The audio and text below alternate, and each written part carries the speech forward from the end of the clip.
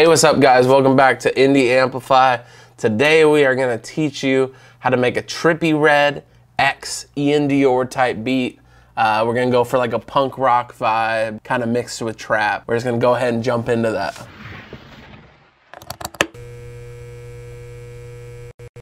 So the first instrument we need is a guitar. We want to go for a very early 2000s rock guitar with just kind of basic power chords or something. It's very reminiscent of the early 2000s where you had bands like 3 Days Grace or Papa Roach, someone like that. So it's very punk sounding. So I found this dope little guitar from Looperman and I put it in Serato Sample. If you watch my other videos, you know I love Serato Sample. So it was originally lower, like sounding like this.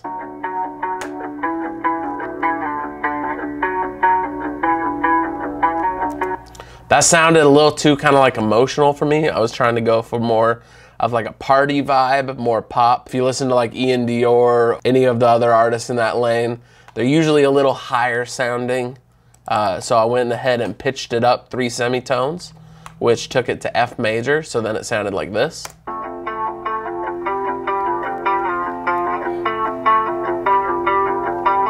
So that gives it a little bit more of like a pop feel. I put a parametric EQ over it to cut out a bunch of the low end.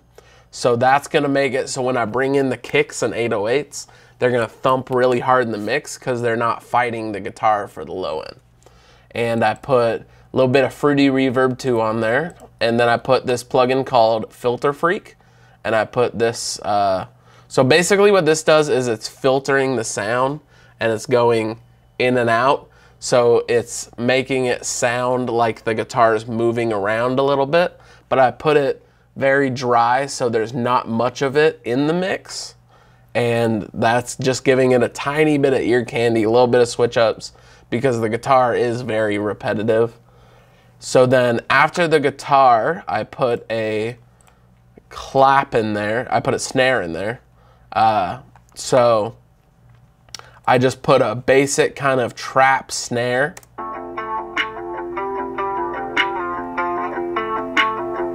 With this vibe, I usually recommend doing a snare more than the clap because if you're going for a little bit higher BPM, it's going to give it a little bit more bounce. Claps don't really have as much of a bounce to them. And then I put sausage fattener on it, obviously, at 20%, 8% color. Then I have parametric EQ there, but doesn't actually have anything on it. So after the snare, I brought in the kick. So this is what the kick sounds like on its own.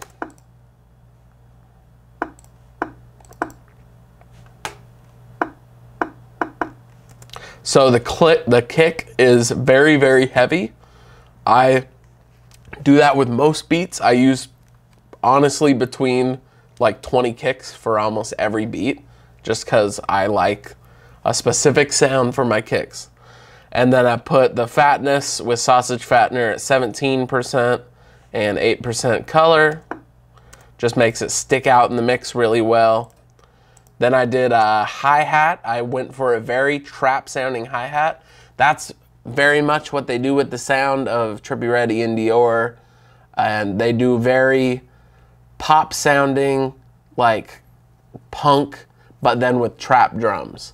So you want very bouncy hi-hats. Since the guitar is very basic, you want the drums to have a lot of bounce to them. So this is what the hi-hat looked like. And I went ahead and added a bunch of little rolls and stuff, so the hi-hat sounded like this.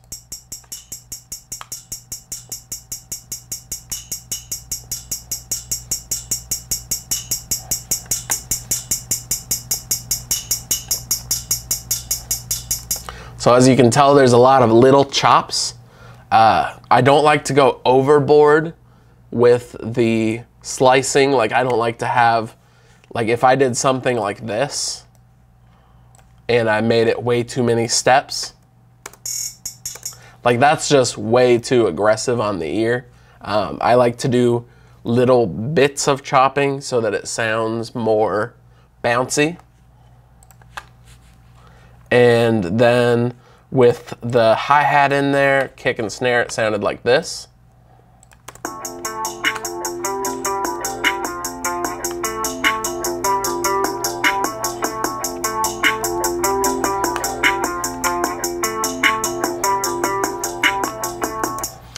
And then after the hi-hat and kick and snare, I added the 808. I went with a pretty thick 808.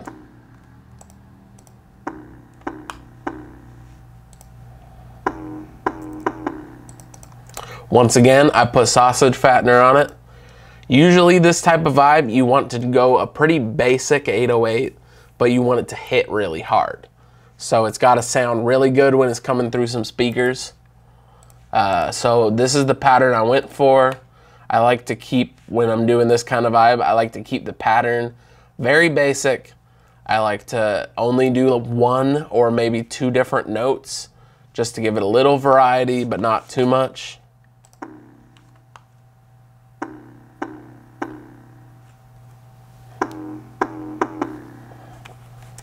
And then it just repeats that. So what really makes it stand out though is in the second half when I added this little part where it changes and has extra notes.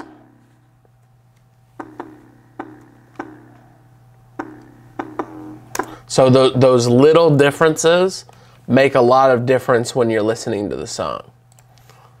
And after that, it sounded like this.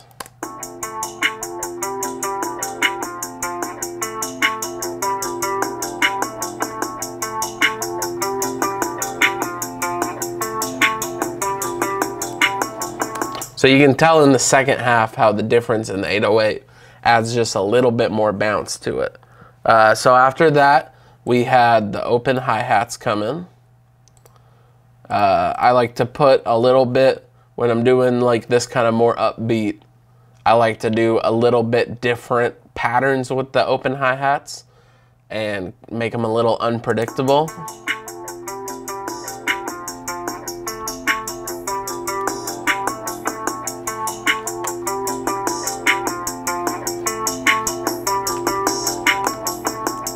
So those are pretty different sounding open hi-hats. If you listen to this one,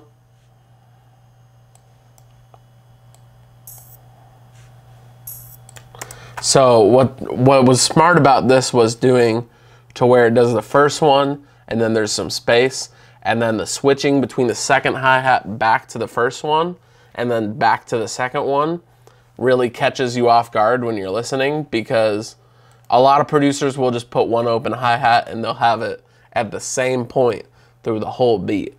But having it do this adds at the end of every 4 bars something just to mix it up, the bounce a little bit more. And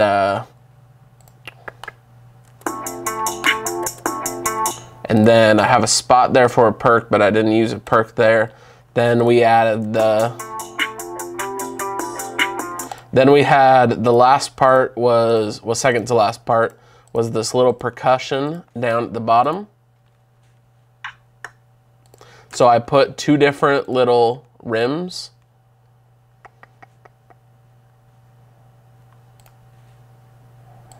So 2 different little perks just to give a little bit of background percussion. So 2 very different types of rim shots. Just to give it a little more swing to it. And then after that, the last thing was the tag. If you know me, you know I love my tag because it makes it so no one can steal my beats without me knowing. So then after we have the 4 8-bar hook, this is what it sounds like.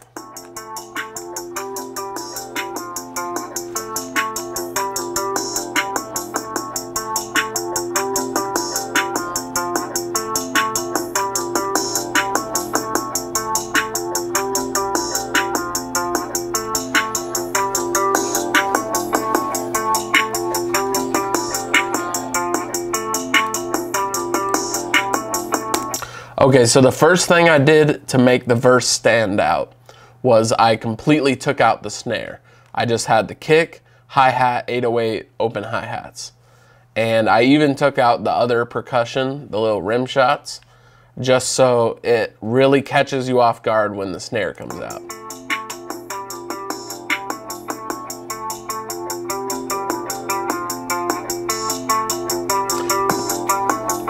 Then we bring the snare back in, but we don't change anything else, just the snare coming back in.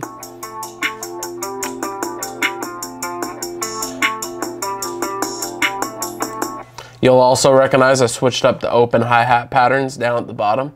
So that's just gonna give it, same thing, just a little bit different without changing it too much. You want just a little bit of a switch so that the listener knows this part is different than the chorus. There's something missing. So then after that, I brought back in the percussion again. So this is basically similar to the chorus. It's basically all the same, except the open hi-hats are in a different pattern still. They have their own pattern that's exclusive to the verses.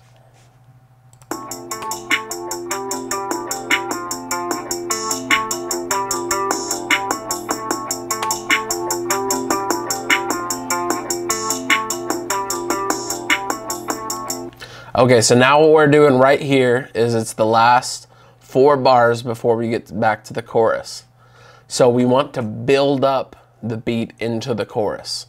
So what we do is we take out, you gotta take out something drastic to make the change different at this point. So I completely took out the kicks and 808s. So there's no low end in the mix at all. So when this happens, your ear is trying to find something that's not there. So it's heard the kick and 808 the whole beat, and now it's saying, oh, something's different. Where's that? So then when we bring it back in the chorus, it's gonna make it hit really hard because their expectations are there. They know this is where the part where the cool kick and 808 come back in.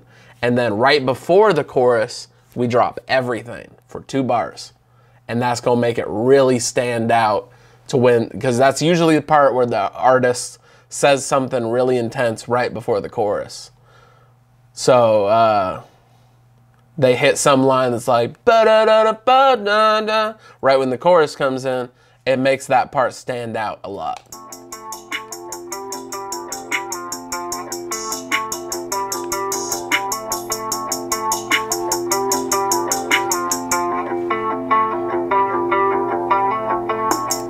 So right there is where you hit the